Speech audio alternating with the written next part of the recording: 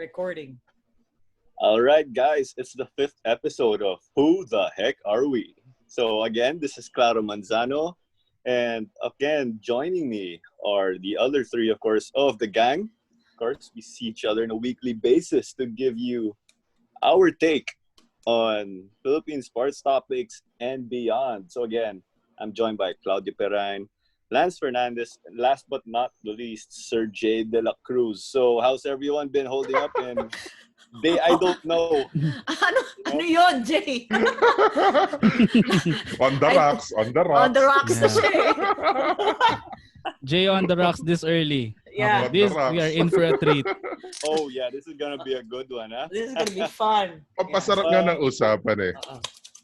For sure, made Claro, the it's a good juice one. last week, so let's see what it's gonna be this week for Sir J. I don't know, baka mango juice siguro, no? On the rocks. It's just gin yellow. On the Literal, rocks. I was hoping Next for some week, mango bibili juice. na ako. What if it's Ayun. mineral rocks? Baileys, Kasama na. yung mga ganon, tequila bros. Yeah. Kulafu. Yes. Kulafu. No, mga... So, Claro, yeah. You have to explain why we're in this kind of colors. Oh. Yeah, of course. I'm for those listening to the pod, thank you. So I'm in white, Sir J is in red, Lance in green, Claudia in blue, of course, those colors. You guys know? Signify, yeah, the closing of a broadcasting station. Of course, we are sad that it has to happen, but to those in the Kapamilya family, we're here for you. We're here to support you, and hopefully, we see you guys back on the broadcasting system, especially those in the sports channel. You know, we miss sports, and it's unfortunate that this has to happen. Again, we hope to see you back on TV live. We're with you. Jay? Yeah, we're definitely with you guys. We're with you, ABS. Yeah. Salute and Stay strong and you are virtual our- hugs for all the Kapamillas, especially the Kapamillas that we personally know. Ano yun? You have a lot of Whether friends they there. are working in front of the camera or back, we support you, and fight continues. Fight goes on. So, yeah, Fight all of you goes guys are definitely in our prayers. So, yep, let's get the show on the road this time, guys. So, our episode this week, Filipino athletes and teams playing for other sports. So, medyo fantasy to. Not your usual, not your usual fantasy sports of stats. So, we have full reins here to test and bring out each other's creativities, placing Pinoy athletes here and there based on their attributes, their skills, their sporting history. So, even family background, maybe these guys or these girls were exposed to different sports. So go figure. We're all coming up with different combinations. So we're looking forward to what's in store, syempre. Before we get started, maybe, guys, we could run down what are our respective gimmicks. Perhaps we could start with you, Sir Jay. Ano yung gimmick mo? So in crossover for this Yes, sir. episode, so I'm going to be taking basketball players and I will bring them to the Taraflex, to the volleyball court, and we'll see kung sino yung pinaka-perfecto, who are the most suited basketball players in each position sa volleyball. Okay, so paano yan, sir? So walang dunking. If they dunk, may net touch yun, no? Net touch, bawal. No dunking. Pero pataasan ng talon. We need high leapers, but nobody's gonna dunk that ball. Nobody's gonna palm that ball. Nobody's gonna slam that. Perhaps the least they can do talagang malakas na palo. Yung trajectory niya, diretso pababa. Okay. Tingnan natin. We'll see if we can Excited find ako sa players libero. to do that. Excited ako sa libero. Kung sino In libero terms mo. volleyball, one of my friends scored. So yung celebration niya, he grabbed the volleyball and dunked it on the net. Yep. It's Talk That's about why. misplaced celebrations. Yeah. Definitely. Lance, ikaw naman, what is your crossover or gimmick for this episode? Yeah, maybe because I'm the most violent among us four. So Wait, obstacle course racing? yeah. Well, I'm not a fan. I'm sold. So maybe because I'm the most violent, I will try to identify local football, and local basketball athletes who could do well as pro wrestlers. So What? yeah, I have categories. Yeah, I have like subclasses of what type of wrestler they can be in. Somehow compare them to the wrestlers that we have in the WWE. So Okay, sana may It's gonna be kasamang fun. entrance song dun, ha? I'll try to think of entrance songs, but I'll bet your money's worth that it might be an interesting list. So you're in for a treat this evening. It's gonna be fun. Yeah. Yeah. All right, how about you, Claudia? Me? Well, I have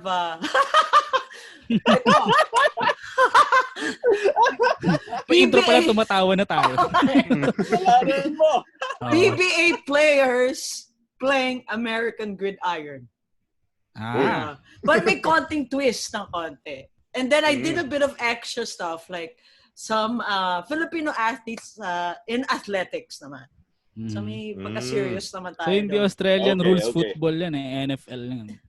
So American Full contact Gridiron. talaga. Off topic, Australian rules football, I enjoy it when the referee or the umpire signals a score. Pero parang they're dancing and then they point like that. It's not a regular point na ganun eh. There's movement eh. There's choreography. So pwedeng boy band na. Baka ano yun, dagdag traffic sa... enforcer na gumaganon, di ba? Yeah. Or si Jollibee. Jollibee dagdag dancing. Sa marketing or sa ano yun, yung distinction ng ng Australian football. Diba? Grabe yun. Pero man, their leg, ang gaganda ng katawan nila. Anyway. Before I forget, because I know I got carried away laughing. So for my crossover or fantasy, I'll be doing Gilas, Pilipinas, playing football. And then your Philippine Azkals on the other hand, national basketball team naman. Okay. Okay. Nice. Yeah, I'm looking forward to hearing all of that stuff from you guys. So, drum roll kaya? Who wants to go first, huh? Sir Jay, perhaps you could do the honors. Ako mauna. Sino yung pinamalaking bilog sa ABS logo? Siya yung mauna. I think it's red. Red ba yun? Red ba yun? Order. Check mo muna. ABS, CBN. Yeah, red. Red. And red then yung green outer. yata eh. Yep. Okay. Sige. You're in red. Okay, so that's red, color. green, blue, and then white. Tama yung Okay, tinawag ni ano. Nakakita pa talaga kayo ng order, Sige, order. Anyway, we have two analysts in the group, so there's always order. Okay. Yeah, of course. Sige. Tama nga naman. Okay, let's do this. So, I'll do a bit of explanation sa mga positions sa volleyball. Very briefly lang. And then you guys can chime in if you agree or disagree on this one. So, since we're doing basketball crossing over volleyball, so let me start first dun sa masasabi nating the point guard in the volleyball court, which is considered to be the setter. Because the setter, ang ginagawa niya on the floor sa opensa is the setter is the one who is in charge of distributing the offense sa kanyang mga teammates. So, since alam naman natin si volleyball, you only have 3 tries. You only need, the ball needs to hit your side only 3 times. So, the first one is the reception, i-receive na. Second one is the set. And the third one, saktong-sakto para sa atake. So, medyo crucial yung role ng setter dito kasi first, si receive naman is, it's a ball that is very difficult to control, di ba? Yung reception. So, whenever that ball goes, the setter has that unenviable job of chasing that ball kahit saan man siya papunta. Because siya yung magiging setup siya yung magsa-setup para dun sa supposed to be attacker para mailipat na yung bola dun sa kabilang team. So, tama nga naman, saktong-sakto, I don't know if you agree with me, the setter dapat meron siyang point guard skills, di ba? Distributing that ball, sharing the blessings to his teammates, di ba? So, if you think of guys that will be able to do this job in the most effective manner, the first thing I can think of is Kiefer Ravena. Okay. Okay. Oh, and he has volleyball Kiefer experience. Ravena. Yes. Kiefer has some volleyball pedigree on him. All right. His mother's a national team volleyball player. Yeah, and he his loves a girlfriend's volleyball. Oh, He his loves a girlfriend is a volleyball volleyball player player. so much. So that's Oh, why. di ba? Madikit na madikit si Kiefer sa Pero, Kiefer Ravena kasi. Madikit si Kiefer sa mga volleyball player. Okay, that's a nice statement. All right, lad. Oh, diba? Totoo. Yun lang yung masabi ko. Diba? Okay. And then Kiefer, kita mo naman sa court, di ba? He has this, his basketball IQ is very in astronomical heights na, di ba? Super. So, if you bring it to the volleyball court, he can easily distinguish, makikita niya easily kung sino yung mga teammates niya na merong advantage offensively. Kung sino yung mahihirapan na makakuha ng atake nung pagbibigyan niya ng bola. And in addition, it's an advantage for a setter to have some attacking skills on him. Kasi, kung halimbawa sobrang ganda ng reception at dumating dun sa pwesto ng setter on a point na pwede niyang paluin, he has this opportunity to surprise the defenders na sa second ball pa lang, ililipat niya na yung bola, i-atake niya na yung bola. And magugulat yung depensa. And knowing Kiefer, he has this, may instinct siya na kung oras niya para umatake, kung makaka-atake naman siya, he'll definitely do it, di ba? So, that's why I chose Kiefer Ravena to be my starting setter. Because he can distribute the offense so well, and at the same time, he can attack and contribute to the offense as well for his team. If you're gonna ask for a backup, si Mark Baroka. Oh. In qualities ni Kiefer, pero again, Kiefer is the starting one. What do you think? Just to chime in real quick, sir. I think you really have good choices. I'll just throw in the towel. Good. I agree with them. But all of a sudden, basketball, volleyball, I was thinking, yung setter, yung magaling mag-throw ng alley-oop, di ba? Kasi setter. Yes. Oh, that's true. Yeah. Okay, Diba? So we have your two setters. And then, sino siguro sa mga middle blockers mo? Guys, middle blockers. Middle blockers, ang magandang katayan ngayon sa middle blockers, una, mahahaba yung galamay, long limbs, and then, mas advantage siya na kung mataas tumalon para hindi na mahirapan i-anticipate yung bola pag umatake na. So, think of the tall guys with long limbs sa Philippine basketball ngayon. Raymond Almasan, I put Raymond Almasan on my list first, di ba? Haba mahaba. Scary. Diba? And then, second one, I don't know if you'll agree, but this is a good choice for me, Arwind Santos. Oh my gosh! Take note of this. Why Arwind? Because if you'll remember Arwind Santos, during those times he participates in those slam dunk contests, he can jump. Yung point blank jump talaga eh. Wala nang buwelo. That straight vertical leap. Yes. May kataasan, which is a perfect attribute for a middle blocker. Plus long limbs, of course. And then for backup middle blockers, I've got a very young guy, which is Sotto, of course. Wala na ako maisip na tall guy na mahaba ang limbs eh. And then there's another guy that's not in the PBA right now, and he just recently signed with a European agency in the name of Greg Slaughter. Si Greg Slaughter, gaganyan lang eh. Greg Slaughter doesn't jump, so doesn't move fast. Oh, yun nga eh. Kasi, pero ang crucial dun is yung timing eh. If you've seen a very tall middle blocker, Lance yung Chinese, yung sa women's volleyball team ng China, si Zhou Ting. Shooting. You see that? Oh, Zhou Ting. That's a very tall woman na kapag inangat yung kamay niya, lampas na yung palad, yung kalahati ng palad niya sa net. It's like, this is the net, this is her. Shooting is like 6'2", 6'3". Covered already, okay. Because my only concern here is, how will Arwind Santos do his dunk with kick backboard with both feet celebration? No, not a celebration, but there's no choice. I agree with Jay's choices with Arwind Santos and the other one. Kasi the second middle blocker usually that's the quicker one eh. Like if you watch F2, you have a Majoy Baron na siya yung talagang blocker na middle blocker, and Abi Maranyo is the one who anticipates the plays coming from the wing. So translating it to basketball, si Arwind yung pangalawang middle blocker mo. And at the same time, Diyos ko kung swag din lang ang pag-uusapan. Hindi ka magkukulang kay Arwind Santos. Diyos ko, di ba? Oo. Pag nag-block, di ba? Di ba yung kahit kami lang team yung nagsuserve, pero kung si Arwind Santos yung nandun sa gitna, katawanan lang niya yung katapat niya, aasarin niya na lang. Maiinis ka lang. Mga alas kayo si Arwind. Tsaka considering, ganun. Di ba nga, there's an instance where the two middle blockers will be present on the court. Yes. Kasi di pa sila pwede palitan ng libero because they were the ones who served. So for example, si Arwind yung nag-serve. So di pa siya pwede pumasok agad. He has to stay on the floor. And mahirap yon. Those two middle blockers, the middle blocker on the back row should also defend like a libero. Pero being that tall and that long guy that he is, you'd know that they'll have a difficult time reaching to the ground to get that ball.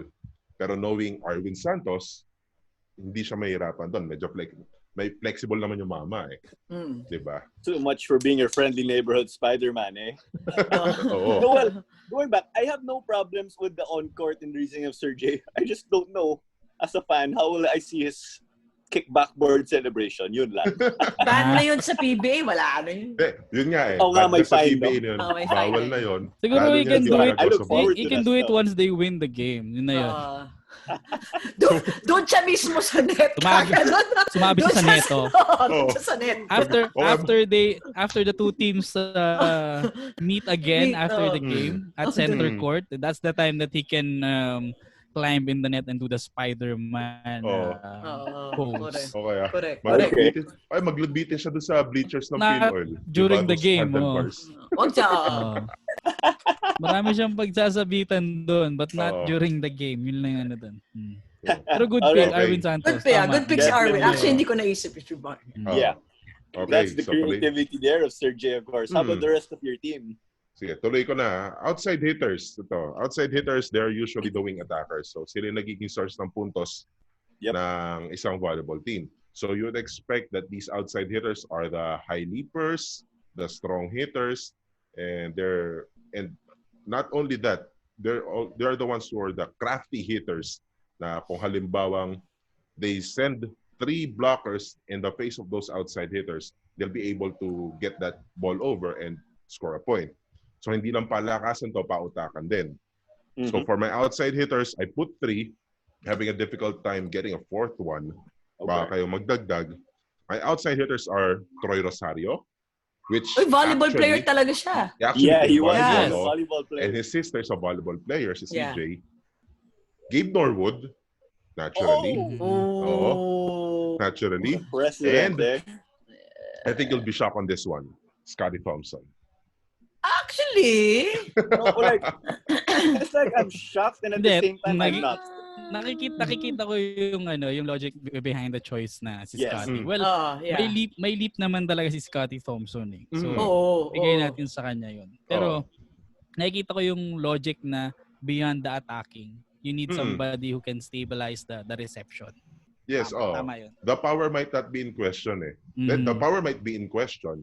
Pero pagdating sa offense, the craftiness, Scotty Thompson will have the ability to put where that ball should go. Should he hit it hard?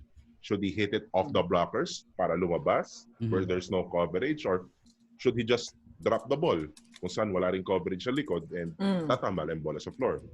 So, pati sa depensa, yun yung isa pang advantage. Once that wing attacker goes to the back row, kailangan magiging responsable. Kailangan niyang tulungan yung libero dun sa floor defense. So those are my outside hitters. Kulang pa ako ng isa doon pero kayo na magdagdag. Baka may maisip kayo. Yep. So I go to the opposite hitters. The opposite hitters are similar to the outside hitters. They concentrate on the wing. Pero these opposite hitters are situated actually on, if you're facing the antenna, dun sila sa right side. Because their advantage is if they hit with their strong arm, yung strong arm nila is at the rear end, not facing the net. Kasi imagine, kung ikaw, if you're right-handed, then you're hitting from the right side of the net. Pag pumalo ka ng todo, chances are, your hand's gonna hit the net. Matatawagan ka ng violation. Kung iwasan mo naman tamaan ng net, compromise naman yung power mo. Diba? Okay. That's the thing. So, so most of the time, they put opposite hitters there, mga lefties, mga southpaws. So, sino po yung mga southpaws na naiisip nyo na same characteristics like Troy Gibb and Scotty Thompson? First thing I put there, Ray Parks. Diba? Very athletic. Okay. I'm liking athletic, this. mataas ang taon, mataas ang talon, maganda ang launch niya, and yung attacking skills. He could contribute points sa team na yon. And the interesting one here, I don't know if you'll agree, pero ang nilagay ko dito is Ian Sangalang. Ian Sangalang. Yes, kasi, both. kasi he'll be a great asset pagdating naman sa depensa.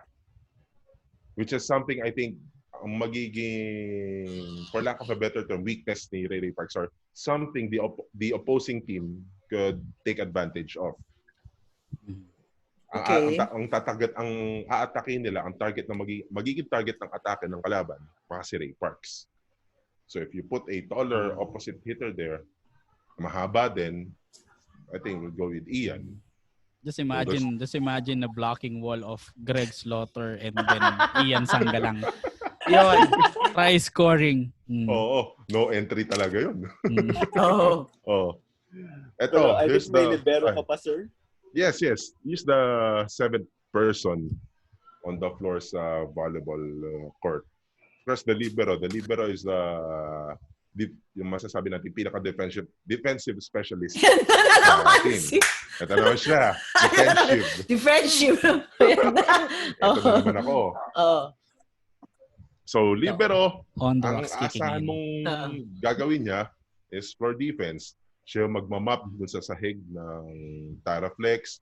Siya yung maglalampaso doon, magpapagulong-gulong and all, just to save. Kilala ko na kung sino yan. I'm excited. Tingnan mo. Tingnan, tama to ha. First guy I put in here, Stanley Pringle. Pwede. Because Stanley Pringle, because of the quickness. Importante sa libero yun. The quickness. Yung his nose for the ball, his quickness, saka anticipation din eh. You have to remember, Stanley Pringle is one of the league leaders in steals sa PBA. So he has that anticipation of where that ball is going. Same thing sa libero, na kapag nandun na yung atake pa lang, yung kalaban, alam na nung libero kung saan pupunta yung bola. So, Stanley is my first choice. The backup libero is Gio Halalon. Yun. The bus driver. The bus driver. Sanay namang dumive sa bola si Halon eh. Sakto yun. I'm very interested kung ano nasa isip ni Claudia. Hindi, naisip ko si Cliff Hodge. Diba kasi dive eh. Actually, si Cliff Hodge para siyang si Scott Sterling. Naalala niyo yung video niya? Yung lagi natatabaan. Mukha naman yung pinangsalo niya ng bola eh. Sa mukha, sa Cliff Hodge pwede si Cliff Hodge. Kaya lang, again, the thing with the liberos na kailangan they should be very quick down to the floor. Matangkad siya. Pero there are coaches in volleyball who gambles on fielding in tall liberos. Correct, yeah. Oo. Kaya, ayun. Okay yan, okay. Crossover athletes. I have to nominate 2 different liberos. I have one sige. nomination. Go ahead, Lance. Ako may 2 akong players na papasok rin. Parang I can agree with all of the choices. That would pretty much be my choices also. Ayun pala, di ba, you lack one outside hitter. Outside hitter. I'll nominate one because sometimes you need the outside hitter that is not that tall but has the hops and can elevate above the net. One player I think of is Chris Newsome. Yes. Ko bagay siya doon. Siya yung parang second OH mo. Outside hitter. Tapos defense, no? For libero, Well, total, asawa na rin naman si Denden. Si L.A. Revilla yung isa.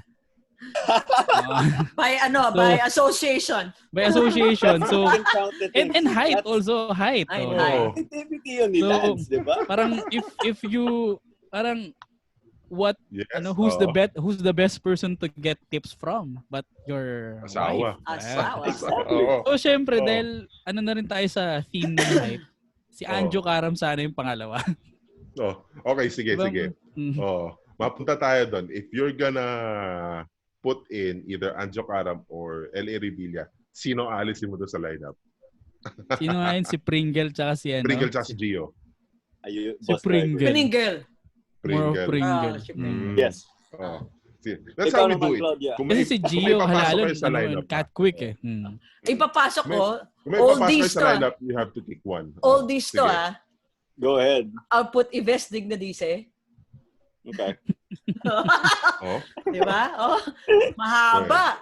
Papalit na ko siya kay Raymond Albazan. And then lalagay, okay. And then I'll also put Mon Fernandez. A little classic. On which position? Sino isang ano mo? Don Ramon. Sorry. Don Ramon, if anything, he is suitable for a outside hitter position. Outside hitter position. There you go. Yeah. Correct. More of siya, OH2 si Don Ramon if ever. Si Don. Imagine that. Pero Ives Dignadice, ano ba height ni Ives Dignadice?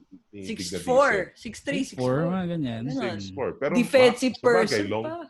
Long is long. Si Ives Dignadice. One of the port stopper pa yun. Pero in terms of yun nga, kung aasarin mo lang din yung kabilang koponan, edi may Ives Dignadice ka rin yung pinag-usapan. Tanggalin mo si Arwind, lagay mo si Ives. So, you can take out Arwind from the court and then in comes Ives Dignadice who is equally annoying kumbaga. Tama. Hindi nawawala yung yung swagger mo doon inside the court. Is that like the F2 swag? I agree on that. Yeah. Ako, just one change but it's out of preference. But I really love how yung basis ni Sir J, yung steals. Pero for me, kasi syempre, these are two different, basketball, volleyball are different games. For libero, just because he can lock everyone down, si Ron Denison. That guy. Ron Denison, ang lakas din mang asar ng si Ron Denison. Kahanaan ko si Ron Denison. He'll also piss you off because, man, this guy won't let us score, di ba? Naiinis yung mga tao kay Don Macandini noon, di ba? So, sino alisin mo? Sa libero, Stan or Gio? Maybe Stan. Stanley. Stan. Yeah. Yep. So, okay, just to wrap it up, Kiefer, Mark Baroka setters, Almazan, Arwind, Kai middle. I think Kai's not gonna have to jump. Troy James Scott outside. Ray Ian, opposite hitters mo. Stanley Pringle and the bus driver, Libero. So, siguro yung starting six mo dun siguro, guys. Or Sir Jake. May starting six, of course, Kiefer sa setter. Middle blocker ko, Raymond Almazan and Arwind Santos. And then my outside hitters, Troy Rosario and Gabe Norwood. Although si Scotty, talagang papasok yun. He'll get in the middle of the set eh. My opposite, I'll start Ray Parks. I'll start an opposite. Then libero, I'd start Gio. Kasi may strategy din ng mga teams dyan eh. It'll be the one, if my team is the one who will be receiving, I'll put in Gio. Pero kung kami magsaserve and will be the one on the defensive side first, I'll put in Stanley. Kasi si Stanley, he'll be at best on coverages eh. He can anticipate that ball and he covers a lot of floor kasi he's the taller one and mas mahaba yung maging reach niya. But for Gio, siya magiging absorbent ba ng malalakas na tira? At lalo na sa service kasi long anticipation, mas makakapwesto siya ng mabilis. No problem naman yung mga libero kasi eat all you can substitution naman sila during the game.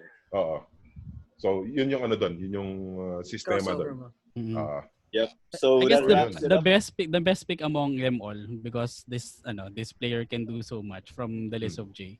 Si Scotty Thompson yung parang X factor dun sa team. Kasi yes, I agree. He can do some scoring And at the same time, para siyang he's the third setter of the squad.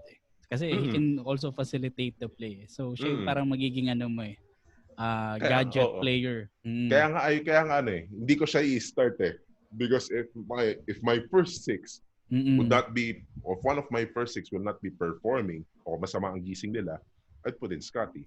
Yeah. Masama gising. Masama gising kasi nag-on the rocks. So talagang kailangan mo si Scotty. Kasama ko nag-on the rocks. Ayun. Tsaka rin, pwede rin siyang service specialist pala, Scotty. Just in case you need one. Yep. Okay, so that wraps it up for Sir J. Basketball to volleyball. So, yung order natin nga ulit, diba? Red, green, so Lance.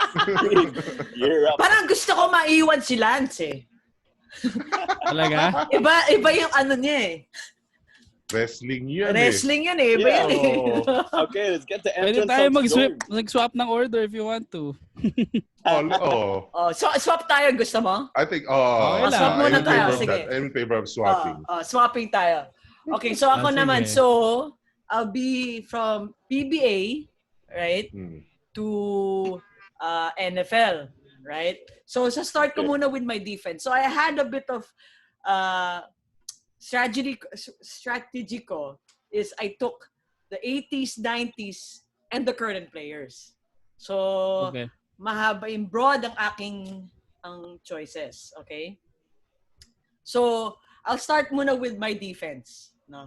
So, defense, dun sa defensive line, hindi naman sila malalaki, but they need to be fast. Diba? Kailangan agile sila. So, my defensive end lines, outside defensive tackle positions, their job is actually to rush the passer and sack the quarterback. So, my defensive ends would be Doug Kramer, right? And Chris Jackson. Broad shoulders talaga. Di ba? Doug Kramer, I'm like, damn, yeah, he's huge. And Chris Jackson. Di ba? Doug Kramer with the 3 kids. Yeah. Team Diba? Team Kramer. Ilabas ang lahat ng malalaki ang braso. Chris Jackson? Oo, diba? Chris Jackson. I wonder if you put Chris Jackson on a football court, does he also swing his neck on one side when he does the tackle? Like he does the free throw? Yung ganon? Yung ganon, oo. Diba? When he takes the free throw, diba? He has to bend his neck on one end and then shoots it like that. I wonder when he gets a sack, ganun ba siya mag-celebrate? Pwede. When he tackles the quarterback. Oo. Pag titignan mo nga, parang nga siyang yung gyro. Yung tatansayin mo kung tama ba. Para direkto yung Okay. So that's my defensive ends, no? My defensive tackles, right? Their job naman is to rush the passer and stop running plays, no? So my defensive tackle would be Alvin Teng and Chito Loizaga. You got the RoboCop. Those are good choices because if anything, those two, they are really good at basa nila kung saan pupunta yung Di ba? Sa screen sila, di ba? Oo. Alam nila, nakapupunta sa kanan. Sige, dito. No offense to Sir Chito. He might use his belly more than his arms to tackle. No offense. Football body. That's allowed naman So. Anything works. Okay. Definitely. That's my 2 cornerbacks. The cornerbacks naman are the most agile and most athletic dun sa defensive line. Right? So, I would put cornerback ko, number 1 cornerback ko, si Kelly Williams. Okay. Oh! Kelly Williams. Second cornerback ko, si Willie Wilson. Man. Di ba? Sige, mamaya kayo pumasok. Willie Wilson's a pretty badass guy. Di ba? Sige, go ahead. Sige. Tapos ito naman. There are other options. But, yung cornerback, I put Chris Ross, pero I put him in another, I put him in the offense. Okay. Okay. Free safety ko. The free safety is the one that is quick to defend against deep pass plays. No? Sila yung nasa likod, am I correct? Sila yung pinaka nasa likod. Yes, always the last line of defense. The last, okay. Last line of defense. So, linagay ko si Rudy Distrito.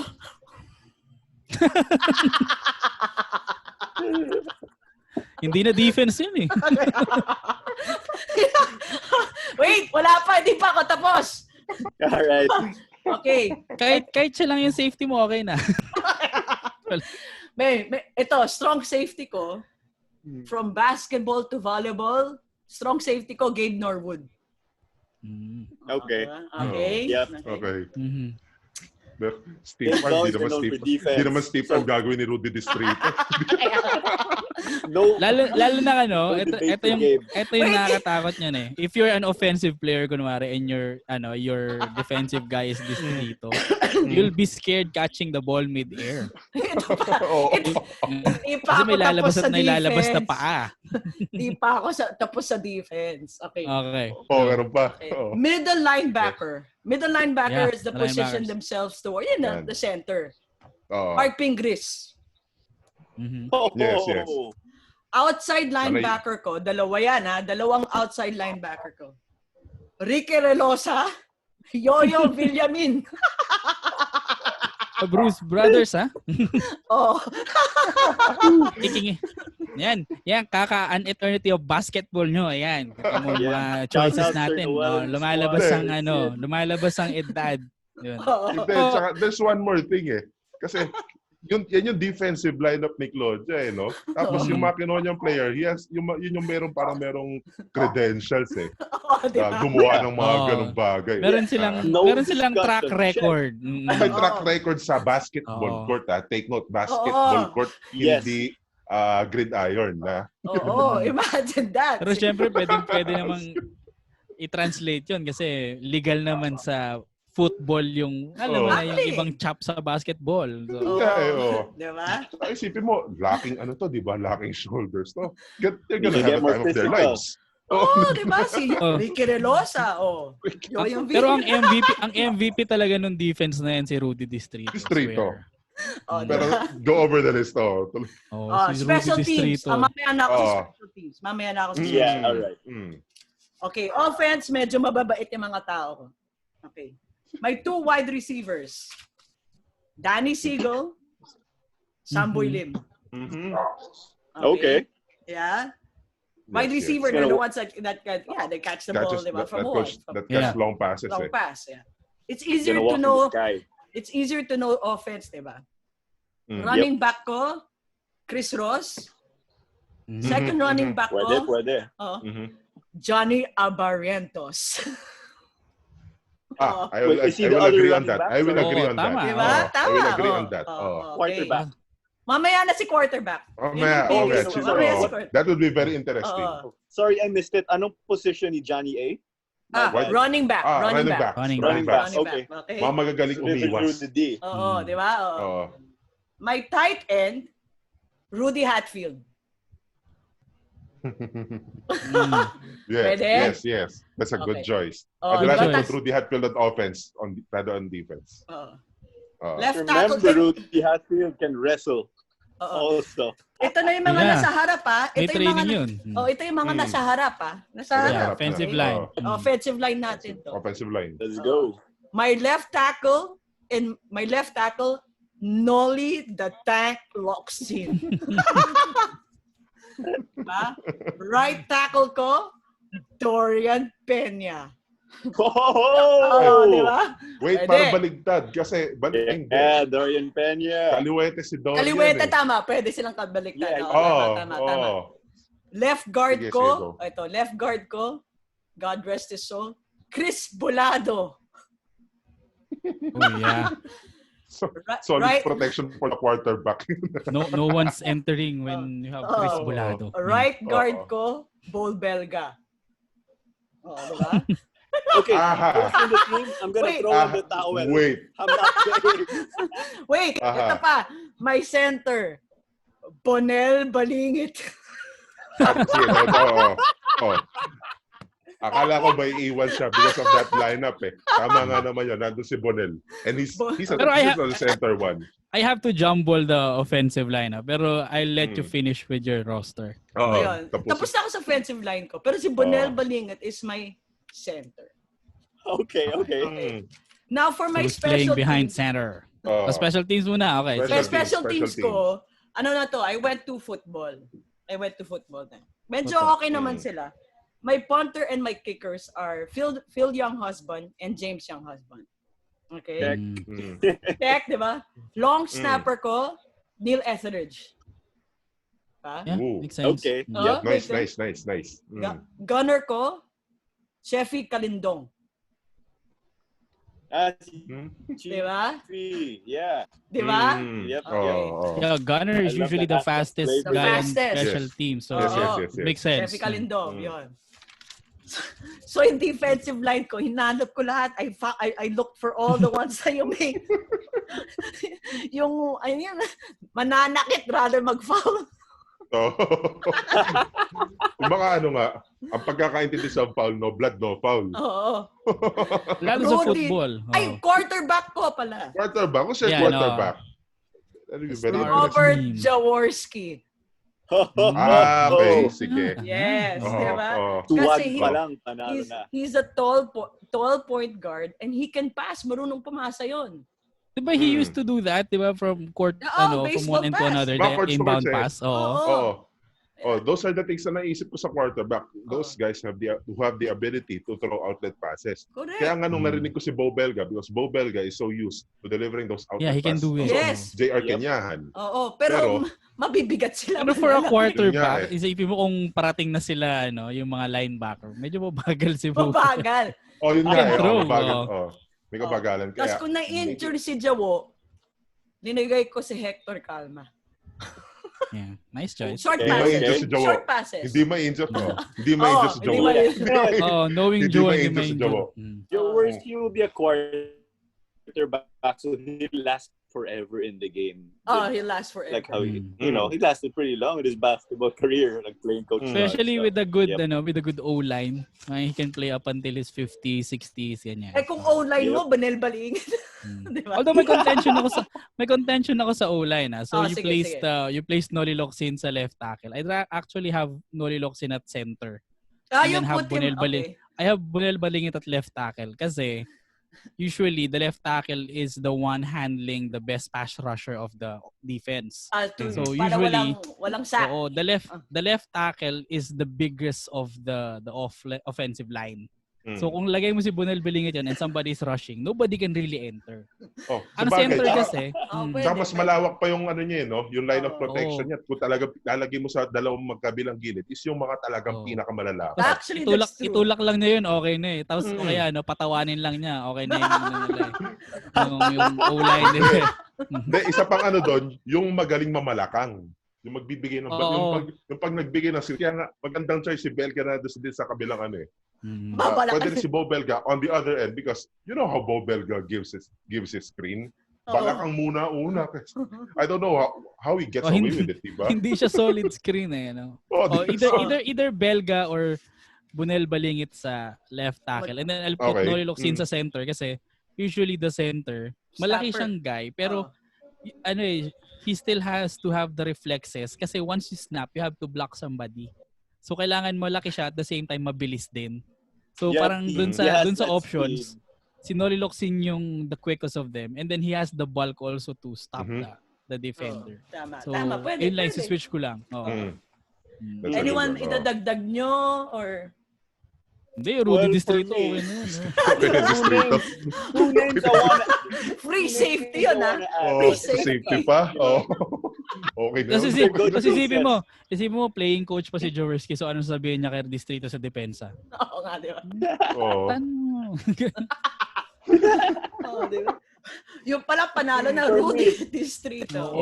Distrito. Gandang safety yun. Lalo nakalaban nun. Walang gustong sumalaw ng bola pag malapit siya. Walang sasalong wide receiver, kundi makakakuha sila ng sahod. Wala pang 15 katapusan. Ano yung flag? Flag. Lalapit palagi We have to offensive. put Calvin Abueva somewhere. That's what I could say. Either flag or walang flag kasi takot nang pumunta dun so wala nang contact. Ay, hindi. Going back to Claro. Claro has a good point. Calvin have a spot there. Actually, I'll put Calvin cornerback. Cornerback. Palit kay Willie Wilson. Kasi si Willie Wilson, mas nababagayan ako kay Willie Wilson sa linebacker. Kasi usually ang linebacker mo, may bulk din yan. Pero ang speed niya can somehow match the running back. Kasi sila yung usually nagche-check ng running back eh. Running back ko, Yoyo Villamin at saka Ricky Rosa. The running back so si Chris Ross, ganyan. So, running back ko, Chris Ross. Somehow, hindi naman talaga pantay sa speed, pero si Willie Wilson can somehow neutralize, Chris Ross or Johnny A in a contained field kung maraming tao sa paligid. Si Calvin kasi can match the speed of your wide receivers. So I guess bagay si Calvin dun sa si Danny S at saka cornerback. Tapos imagine mo yung backfield mo na meron kang Calvin tapos meron kang Rudy Distrito. pero going to Calvin, wala nang gustong tumakbo doon, no? Oo. Ganda rin mga option. Pero they get the job done just standing. Galing. Pero if I were to put Calvin, I'd rather put Calvin in the spot of Chris Ross. Kasi running backs he kasi can slither through. Yes. Very shifty si Calvin yes, sir. Plus added the strength eh. Si Johnny kasi, tatakbuhan niya lang talaga yan eh. Si Johnny alam ko na bagay alam ko na bagay kay Johnny A. Tama ka, Jay. Johnny Abarrento si Sirp kick-off returner. Ay, pwede rin. Yes. Bagay siya doon. Kasi talagang when he finds a gap, bam, ganyan yan si Johnny A. So, tama yun si Jay. So, you have your strong back in Abueva. Tapos meron ganong shifty na si Chris Ross. So, I guess that's more formidable. That's a better call. Tama. Pero si, panalo si Johnny, aking defense. Si Johnny A will depensa talaga. Johnny A will incorporate his Gary Valenciano moves. Mga ganun. Di ba usong-uso nun 9, di ba yung may commercial sila na sumasayaw sila? Mga shoulder shuffle niya. Yun yung bagay siya sa sa receiving and kick-off returning ngayon, Johnny A. Pero yung yung depensa talaga. Rudy Distrito. Naghahanap ng away yun eh. Yoyo Villamin, Ricky Rosa, Rudy Distrito. Maghahanap just ng wave away the yun. white flag. Ganun naman usually pag defense, parang they're the edgier guys. Yes. Parang they always have a mean spirit. Parang wala silang kaibigan. Galit lagi sila sa mundo. Ganun yung attitude nila. All the scary guys in defense in movies are like that. Yep. All the pro wrestlers are defensive guys. Yeah. Tama. Goldberg's a linebacker. The Rock is a linebacker. The Rock is a linebacker. Saka kung pa sa Japanese wrestling, si Bob Sapp. Bob Sapp was the guy who played the dumb big guy in The Longest Yard. Okay. Yes. Uminom ng siya ba yung uminom ng He was the one who destroyed the punching bag when he tackled. Siya yun. Kasi yung tangkad yung the one eating the cake. Okay. Yun. That's Bob Sapp. I love that movie, The Longest Yard. Love it. Can't remember. Was it like siya ba yung kamukha ni Umaga in the movie? Or maybe I'm mixing up the movies. Hindi, yung kamukha ni Umaga si yata yun eh. Si Kali, yung naka-solitary confinement. Siya ba yun? Si Table Dennis. Si Table Dennis. Iba yun. Si Turley. Siya yung yung nung binigyan si Nelly ng cleats, siya yung kumakain ng cake afterwards. So parang yung role na doon yung bata yung isip niya.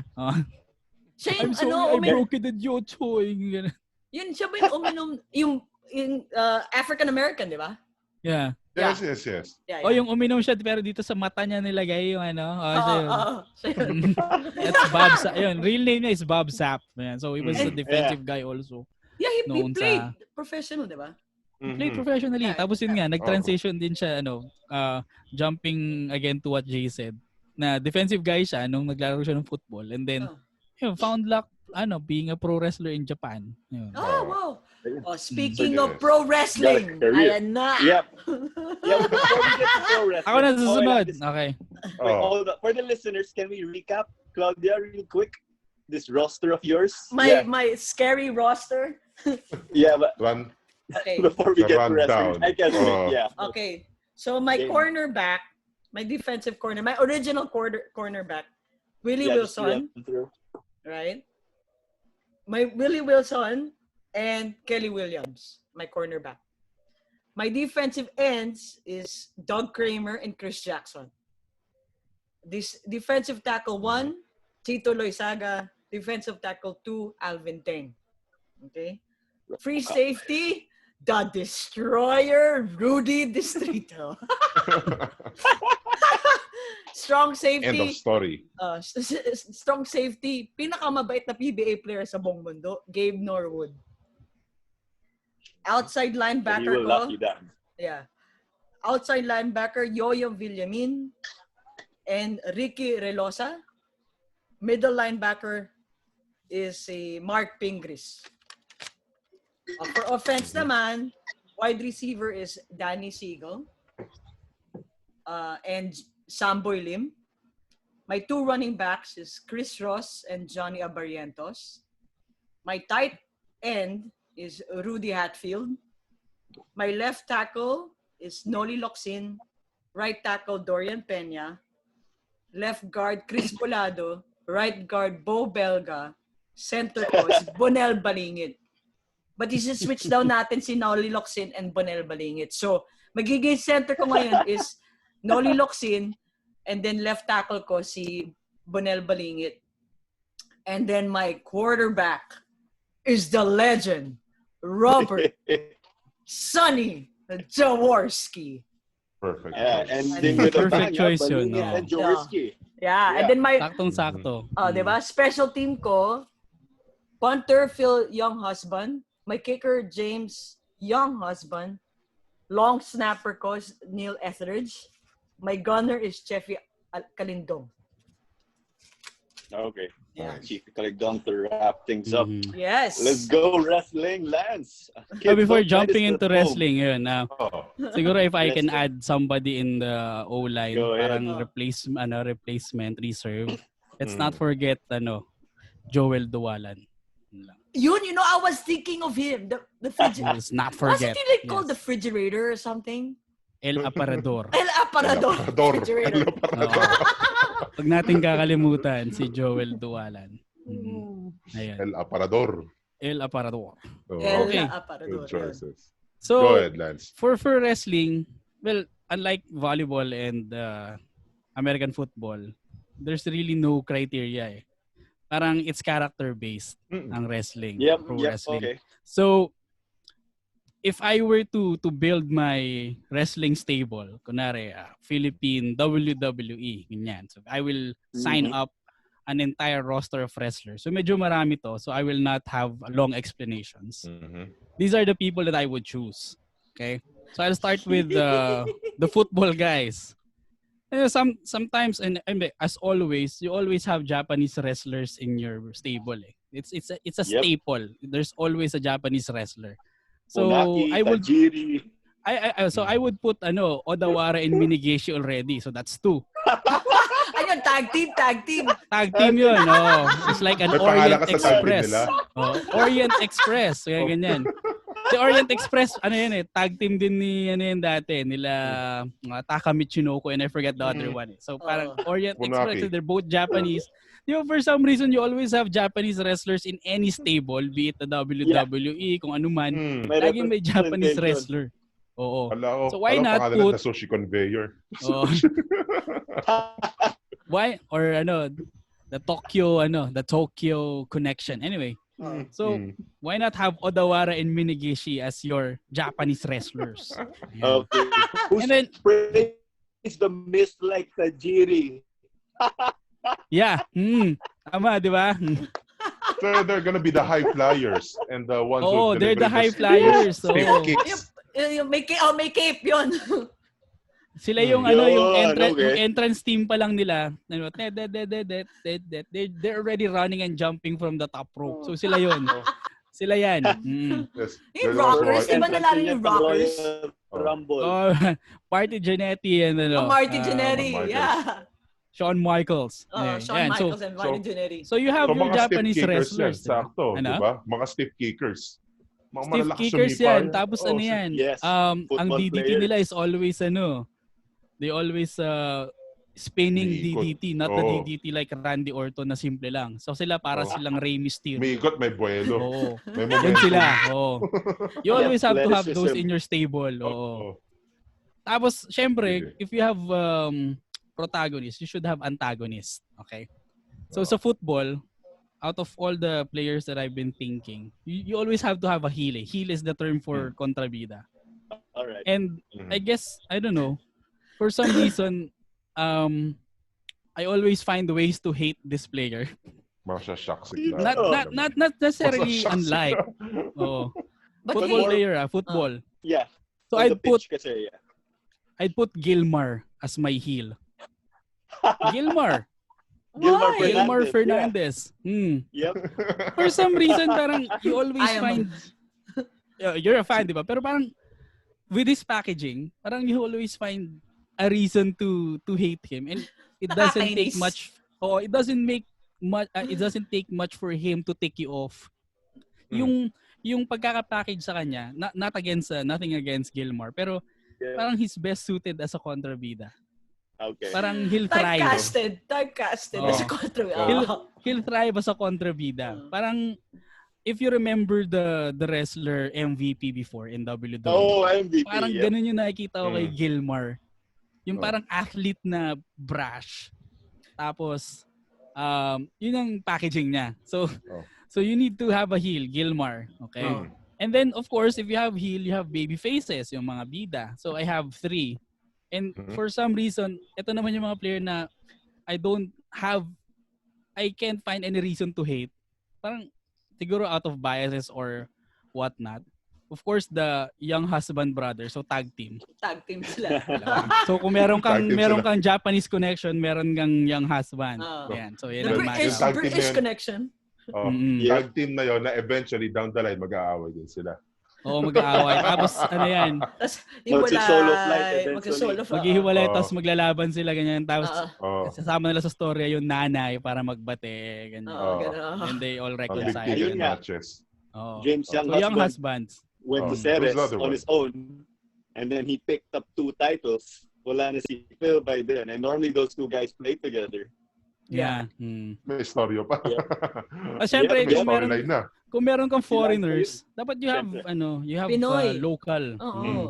So I pick Amani Aguinaldo. Yun! As a babyface. Babyface, wrestler. Kasi nasa built naman niya Parang ang packaging mo sa kanya, parang he's a tribal, like, Edward Folayang type of pro wrestler. Awesome yun. And then the third baby face is Stefan Schrock. For some reason, I couldn't find any reason not to hate the guy. Parang siya yung OG mo na na baby face. Baby face si Stefan Schrock? Okay. I don't know. Total shocking, pero that's how I see it. Okay. That will be up to debate. Okay. So that's my football stable. Sige. Ito yung PBA stable. So may mga categories din. Given that Undertaker has recently retired, kailangan may Pinoy Undertaker.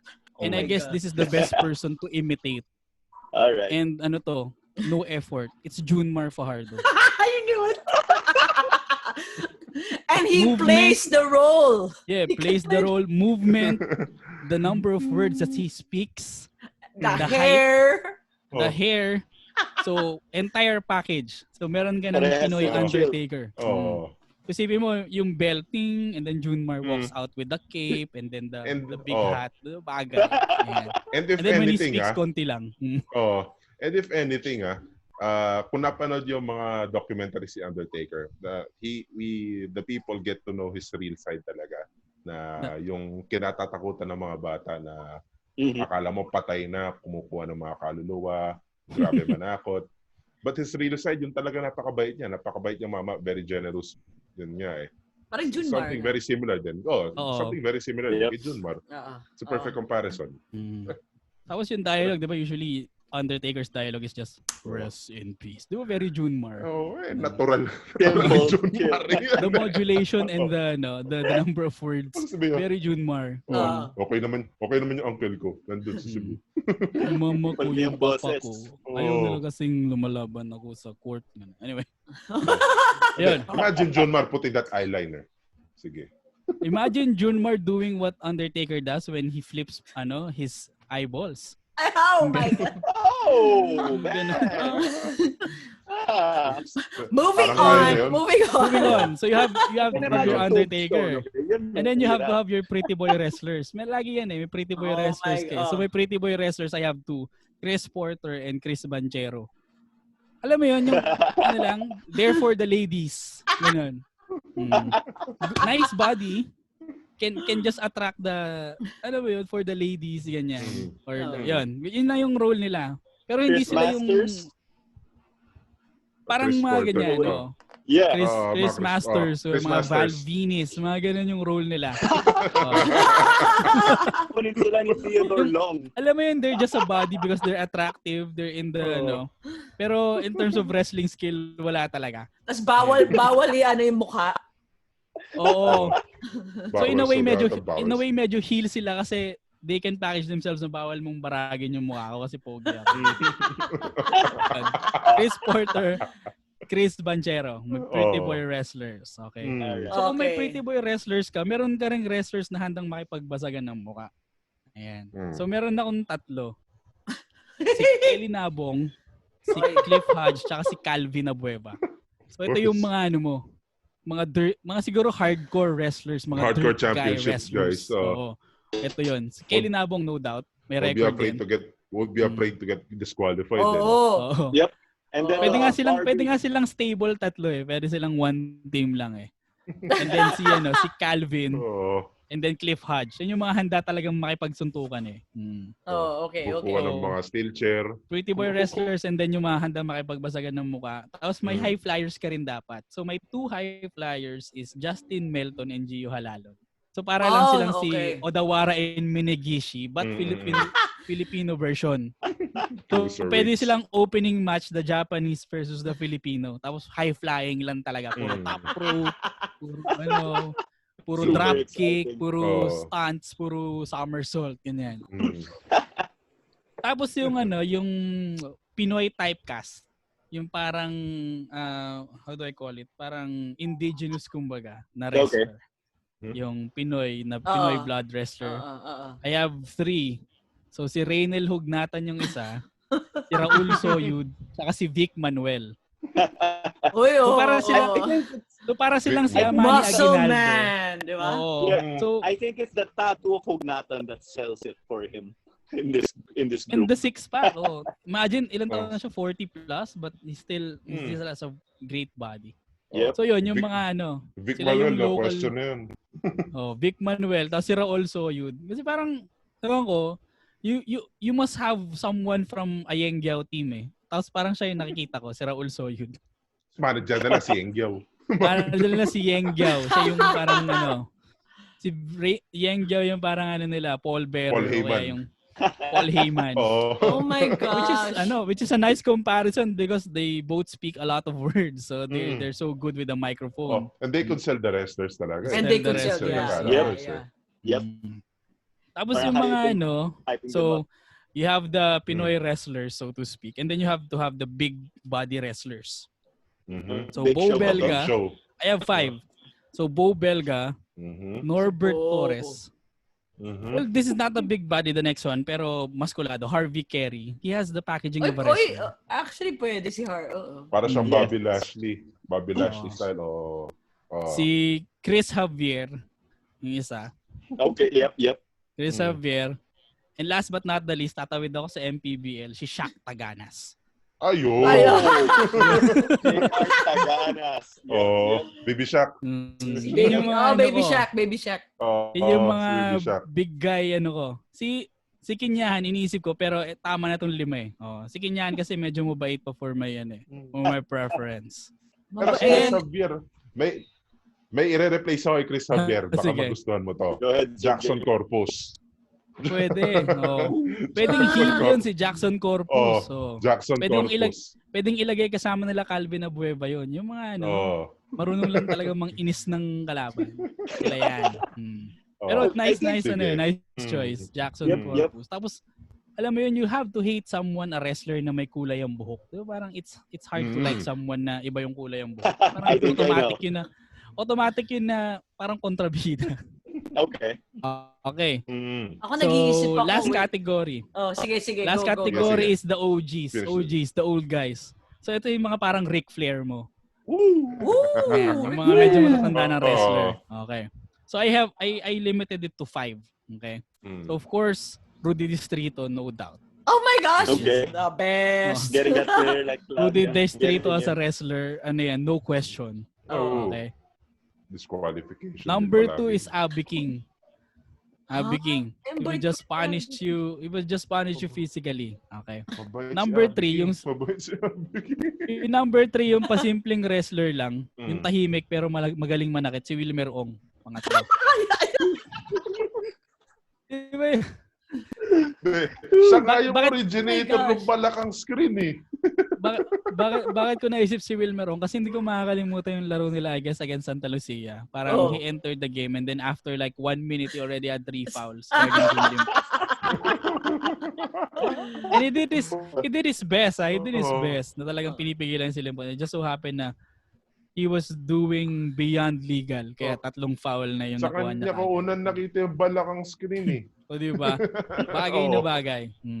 Talaga. And then, pag may match siya, diba? In wrestling. fourth one, Terry Saldana. Uy! Siya yung parang nakakainis lang na a wrestler that would get under your skin. Siya yun. Parang siya yung technical wrestler mo. Siya yung magaling mag-submission, siya yung magaling mag-grapple. Siya yun. Ankle lock, sharpshooter or something. Parang siya eh. Mga holds. Smart yung ginagamit niya eh. And then the last guy, kasi mukha lang talaga siyang wrestler. No other reason.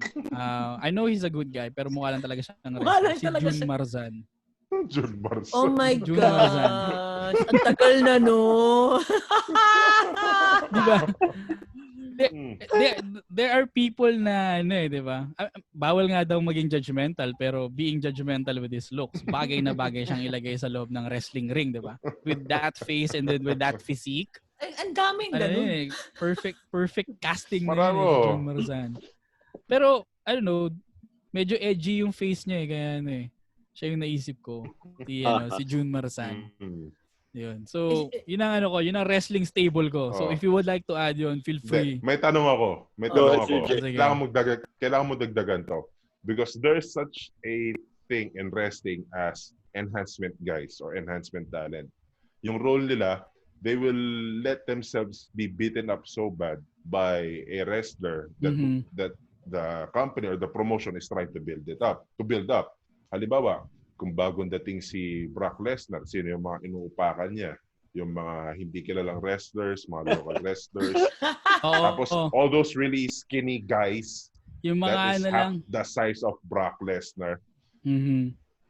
Then dumating yung mga maliliit, sila Rey Mysterio, they allow themselves to be beaten by Brock Lesnar. If you will think of an enhancement talent, sino yung ilalagay mo? Perfect enhancement talent. It's not a knock on their abilities, pero there are really wrestlers who are paid to be mabugbog? like that. Mabugbog talaga. Just to build up the like what they did before, there's an episode they went to Louisiana. So what happened? Binugbog siya ni Kurt Angle. I think in 30 seconds, tap out na, ankle lock. Yeah. At maybe 10 seconds, the match ended. Something like that. Yeah. Siguro if I would come up with someone, Aljon Mariano would be one. Bong Galanza. So, pat-pat diba? Aljon Mariano. Bong Galanza. Yun, dalawa. So, parang bagay sila na yung, sige, pagbubog lang kayo, then you get paid at the end of the day. Again, no offense to those guys, pero based on your description, sila yung unang pumasok sa utak. Oh. Pero, the thing I can think of, the person I can think of sige. actually, anong sino? Mark Baroka. Ha? Okay. Because small guy, remember how Mark Baroka is always willing to give his body, to sacrifice his body, just to that's get a point. just to get a charge, just to get a foul. So, think of guys who are na talagang handang isakripisyo yung mga katawan nila. Haharang doon sa rumaragas ang trend na ang pangalan, either Bob Belga or J.R. Kinyahan. Parang si Cliff Hodge din. Cliff Hodge, yeah. Pero a smaller version of Cliff Hodge. Na bring up mo na rin si Baroka. Parang gusto ko siyang ilagay kasama ni Melton tsaka ni Halalo, yung mga high flyers na Pinoy. Yep. Nakalimutan ko pala si Jason Castro because he already has a tape flying while punching. That's another discussion. Pero iba na yun. Nag-anniversary na yun. Kakatapos na ng anniversary. Pero meron na siyang audition tape. So meron na siyang meron na siyang advantage. Inisip ako si Dong Polistico. Yeah, I wanna add. Sorry? Dong Polistico. Si Dong Polistico yung tama. Si Dong Polistico yung parang muscle guy mo Di ba? si Ken Shamrock before and then now sa New Day si Big E. Siya yung parang big guy mo na yung parang bouncer mo. So si Dong Polistico. Siguro bouncer siya ng heel. For me naman, to add, parang yung kay Sir J, parang the people who parang they hype things up, no, Sir J, yung sayo. Parang the people who kind of suffer in the show. What I can think of, players who come from places or a team or an institution with support. So that can be a player from LaSalle, Ateneo, Ambeda, Ginebra.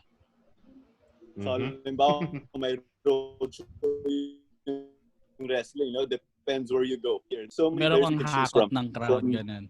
Yeah. And then James one person... Okay, he's also a crowd favorite. Yeah, di ba? Di ba? Sama pang Star Margarine. Nga naman Like what we said last time. Tas naninipa pa. Ali Peak has to be somewhere there. Ali Peak will be like the Chris Master. So he'll be doing the Master Lock Challenge. Siyempre. But Ali Peak given his physique and everything. He has to be in that wrestling stable for me, given his physique. Yeah. Claudia, you have anyone else you want to add? Yun nga, si Dom Polistico. Lalagay ko si Dom Polistico, the muscle guy. The muscle guy. I would also add, siguro yung sinasabi ni Jay, yung bugbugan lang. Bugbugan lang. Yung willing magpabugbog. The human punching bag. The human si Paul Lee. Pwede. Sorry, pwede. Pero gumaganti yun. And then, kahit sabihin mong ang role mo, mabubog ka. Ayaw yun. Pumapalag yun Laking tundo ko, pabubugbog ako. Angas ng tundo. Yeah. He'll put up a fight. So yeah, I think we pretty much named the wrestlers one by one, no? We didn't really have to organize them like a team sport. So I think we're good to go. Yeah, wrap things up. I guess that's it, for the wrestling department. Wrap things up. And then let's put them all in a Royal Rumble or Battle Royale, diba? And go figure. Who's gonna win? We leave that up to the viewers, maybe. Let us know in the comment section. Let them fight against the Pinoy wrestling stars. Yeah, okay. So for me naman, maybe we can start out with Gilas to football. So for me, I'll start out goalkeeper muna. Yung formation ko, 4-2-3-1. Okay. Or you can easily shift this also to a 4-4-2. So just because he's the Kraken and he'll grab whatever, Junmar goalkeeper. Pero normally as a goalkeeper, you gotta be athletic. Yeah. There are some goalkeepers, they're not very athletic, but they read things well. So I'll tip my hat to Junmar for that. But if you want the high flyer goalkeeper, you see the acrobatics, I'll go with Japet Aguilar as the backup keeper. So that Kasi, gives you di some ba, depth crucial already. ang reflexes nun, di ba? If you're gonna put a goalkeeper there, kailangan yung talagang mabilis siya dun sa bola. Yeah, you need to be good with handles also. You see keepers sometimes, they spill the ball, but out of error, it happens. Yeah. So I'd go with that. You know, some players, actually, they're really acrobatic. So they make the save really more exciting than it is. Because of the flair. So you have that. Peg ko siguro Japit Aguilar is like the Filipino-American Nick Remando in Major League Soccer. The guy's just all over the place. You should watch the way he plays. Yeah. And then, let's get this exciting right away. Okay? Yung center backs ko, defenders ha. Yep. Mark Pingris and Calvin Abueva. Ang tangkad! You gotta be big for a center back to head the balls out. Normally, you have one center back who stays back and reads the game. Brings in that smarts like your Rob Gear. Sa akin si Pingris yun. And then Abueva's the guy who'll move out and he's gonna ram everyone down. Red card kaagad. Abueva is the shiftier one. First 5 minutes, red card na. Unang possession, yellow card. Next possession, red. Here we go. Pero yung quickness nila, yun yung magiging magiging asset nila doon. Maganda yung analogy nga niya na somebody reads the game and then somebody is the shiftier one. Tama. It's kind of like how you had Rob Gearing as staying back and then Amani Aguinaldo with his speed, lalo na pre-ACL, he's ramming everyone down. Or locking them down. Yep. Okay. My left back, better if a lefty, syempre. But you also have right-footed guys nagla-left back. But my left back will have to be Bobby Ray Parks. Similar reason that I think kay Sir J. Lefty, and then Bobby Ray Parks, kasi if you're a fullback, you have to be able to transition to offense and defense. Yeah. You're in offense, you lose possession. These guys, you're gonna have to sprint down. So, athleticism, check. And then yung right back ko si Chris Ross. Kasi the way how Chris Ross transitions from defense to offense, he will bring you that on the other side.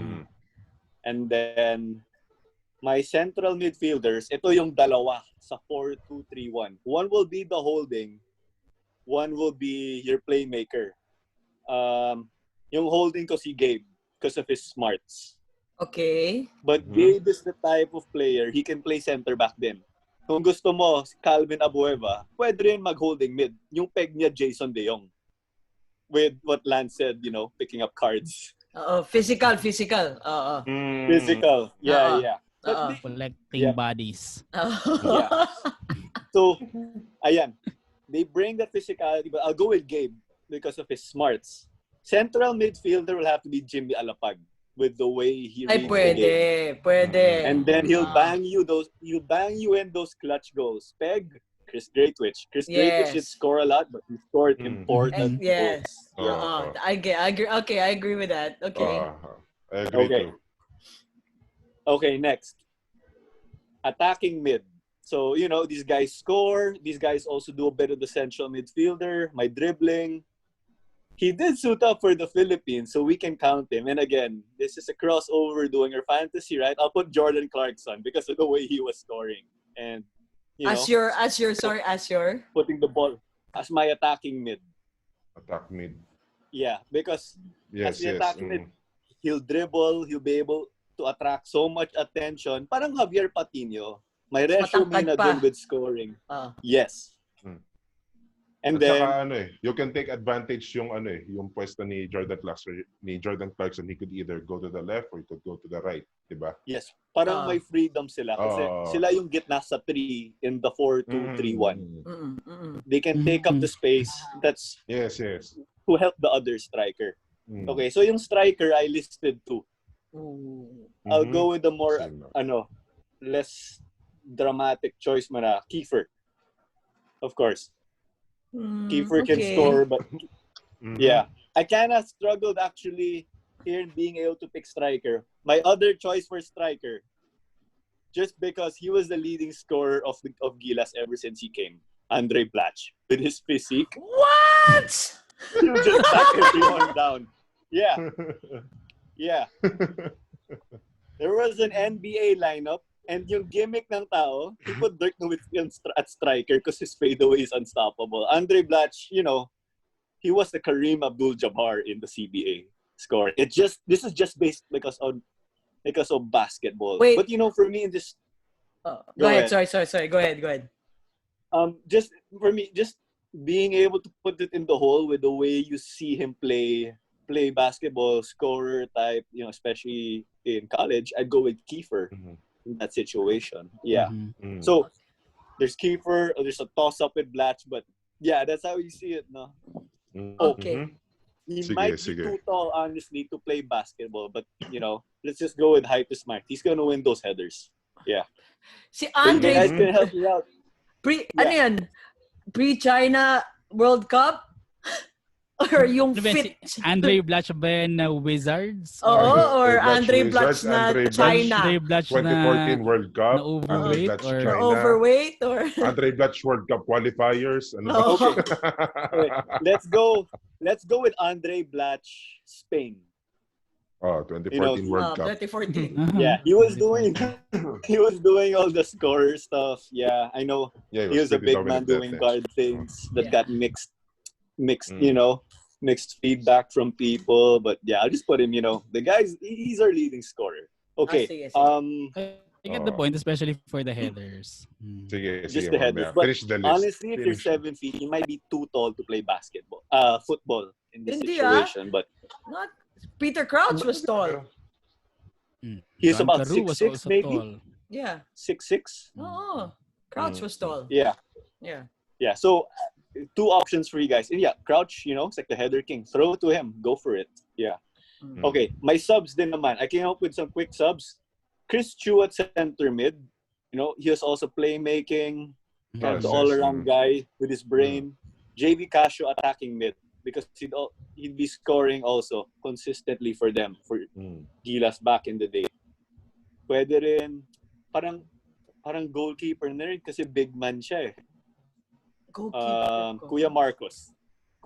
Doubt it? Marcos Goalkeeper? Yeah. But that's just because he was collecting all the rebounds. It's just on that basis. But the ideal choice maybe overall might be Japet Aguilar. Poy Eram. Yun, pwede rin. Kinda has that athleticism, no? Okay. You won't put Romeo? Poy Eram is shiftier. Tama naman. Romeo. Oh, wait. I'm not sure if Romeo can reach the balls that are targeted at the corner of the goal, yung sa taas. Taas na masyado. Thank you for reminding me. Sorry, I went to the bench. I missed out 2 players in the starting 11. My left wing is Jason Castro. My right wing is Terence Romeo. Terence Romeo dribble type. Jason Castro, the blur. You throw the ball ahead, he's gonna get it. Romeo wouldn't pass. He'll just kick. Yeah. Bato mo lang kay Jason Castro. Yeah. Terence Romeo, of course, with his dribbling. I don't know. Medyo Neymar-like. I think, minsan, similar pa yung buhok nila, di ba? Yung hairstyle. So, similar din in the way they act when they get in contact. When they get fouled, Neymar and Terence, there's some resemblance. They have this charisma, may charisma sila. During the game, that somehow ang labas ng yung pagkaka-radiate ng charisma nila, negative yung dating sa kalaban, 'di ba? Yeah. It has to be with the flashy style of play also that's attractive. Yes. And then Wow. Sorry, going back to the subs to wrap up the wingers, I will go with the Fast and Furious Kagiwa Helterbrand. JJ and Kagiwa. Yep. And then my right back will be Scotty. You see how he's able to link things. Then I did mention last time, Japet Aguilar, yung goalkeeper. When I went through the starting, he's a potential. Him or Junmar can start. Yeah. So kayo guys, siguro. Well, I did hear your input already. We did. Parang Junmar for goalkeeper. Sige, go ahead, Lance. Ikaw muna. Mas bagay si Japet. Kasi aside from you having a wide range, you should be shifty also as a goalkeeper. So between the two, Japet would have the advantage over Junmar. Over Junmar, athleticism, no? You can have Junmar as your header specialist if you want to. If you have a corner kick or something, just put him in and then Tapos tanggalin Yeah, mo yung concern ko dun yung speed ni Junmar. I actually have a better option for a yung sa header specialist mo in place of Andre Blatch. Christian Hardinger. Pwede rin. Pwede rin. Kasi Christian is more of a sagasa style siya eh. Something the defenders would have a second guess of harassing him or stopping him, especially if Christian gets ahead of steam eh, di ba? Tama. Tapos especially pag nagkakaroon na ng positional battle, pag nag-corner kick na, positional battle, Christian will have a lot of advantage because si Stan is a more physical guy than Andre Blatch. Si Andre, starting ng state niya sa Gilas, yung finesse yung finesse meter niya, umangat eh. Before, di ba, sa Washington Wizards, sa NBA, is really a physical guy. Di ba? He's more of a bruiser. Pero once he had his Philippine passport, yung finesse niya, umakyat. Tama. Ganun na si Andre. Finesse na yung laro niya. So, I'd rather put Christian Hardinger in place of Andre Blatch. Yeah.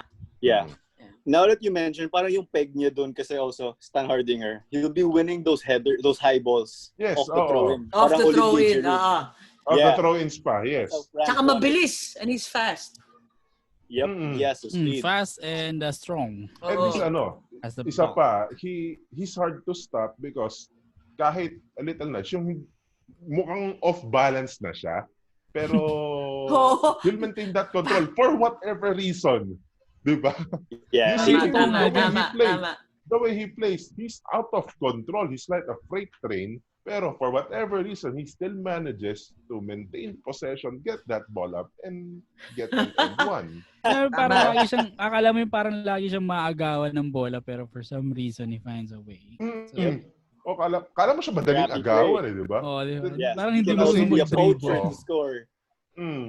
Yeah, and one more thing, you could also put Christian in a lot of places. Pwede mo siya ilagay as a midfielder. Then he would have the option to run up to the front kung talagang wala naman siyang kalaban. Tuloy-tuloy niya, dire-diretso niya. Diba? Pwede din siya mag-defense. To Jimmy. Sa defense, pwede rin. Utility. Utility pero si Jimmy, ang ganda ng pwesto ni Jimmy. Si Jimmy, maganda. Maganda si Jimmy. That's a perfect position. Center, tama. Yeah. So let's wrap up our Gilas to football.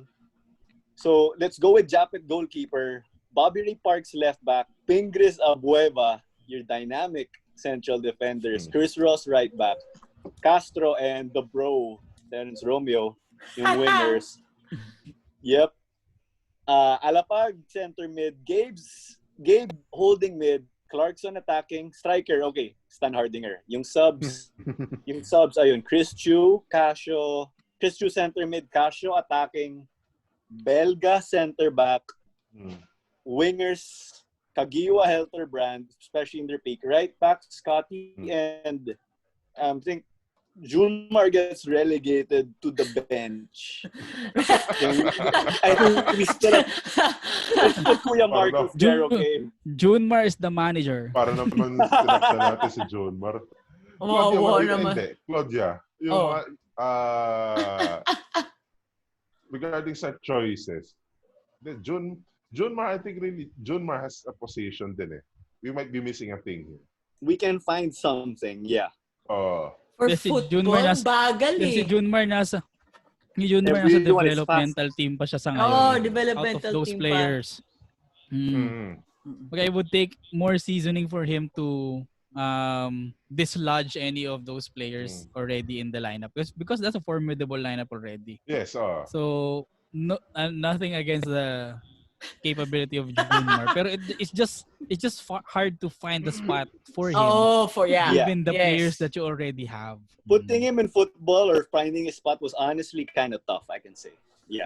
That was hard. Okay. Junmar. It was hard. Okay. How about Okay. Rudy Distrito in football? Wala. Wala. He seems to be in every... He's in American football. Hindi He's ko in nilagay si Rudy Distrito wrestling. sa volleyball. Play small Si Rudy lands. Go Distrito ahead. yung coach mo. You can find a spot for him. Si Rudy Distrito yung parang Roger Gorev mo dun sa volleyball. They somehow have the same edge when they coach. Yung safety, kasi safety siya sa American football. So sa center back na lang siguro pang football soccer. Siya yung OG mo na center back. Oo. Okay.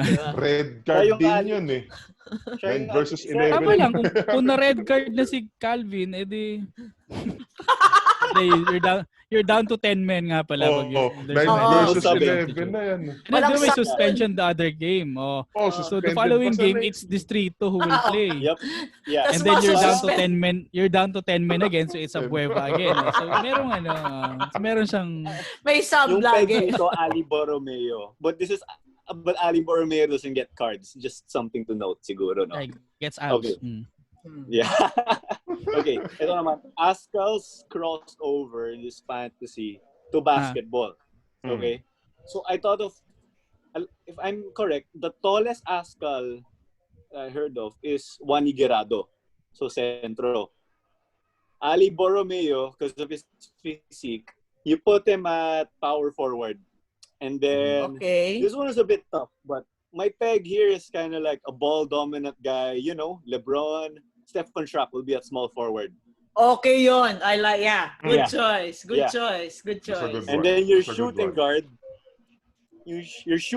your peg here will be like your Kobe because he is the leading scorer. Phil Younghusband. Pwede. The Younghusband should be in Gilas. Okay. Yeah. Is that the Younghusband pre-Angel Locsin or post-Angel Locsin? Parang ano yan parang si Andre Blatch. Before Andre Blatch Spain or Andre Blatch China. Yung ganun. 2012. It was so long. Did it really affect? 2012 AFC Challenge Cup Phil Younghusband. Miracle in Hanoi. In the world. That one that was the dagger from Phil. That game. That's pretty phenomenal. Yes. Tama, good choice. Good choice. Game. Who's your point guard? And then point guard natin, because we do have a bunch of scorers in Schrock, LeBron, and Phil Younghusband, no? Will be Manny Ott because of his playmaking. Galing, ang ganda ng vision ni Manny Ott. Yep. Good choices. Okay, Yeah. I agree on Schrock kasi. I agree on Schrock kasi. But even by just seeing the guy, you know that guy has a lot of personality, you know. Yep.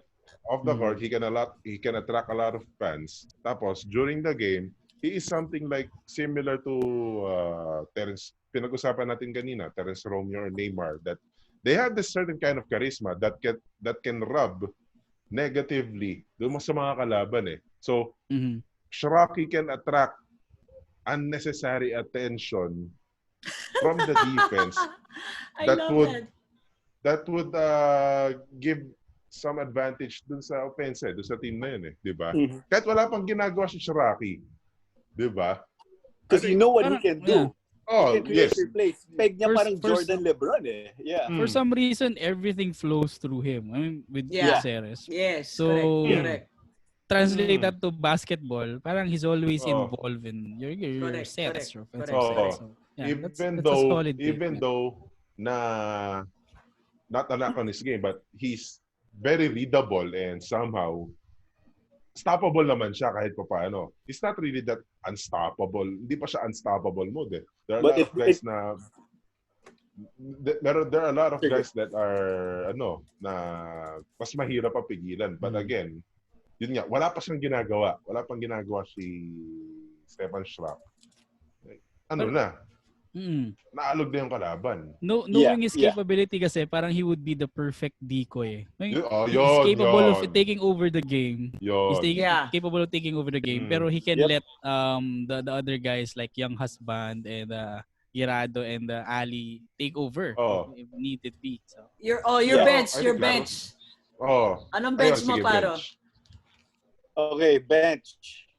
Rob Gear, because of his hustle on defense. Dennis Rodman minus the hot-headedness.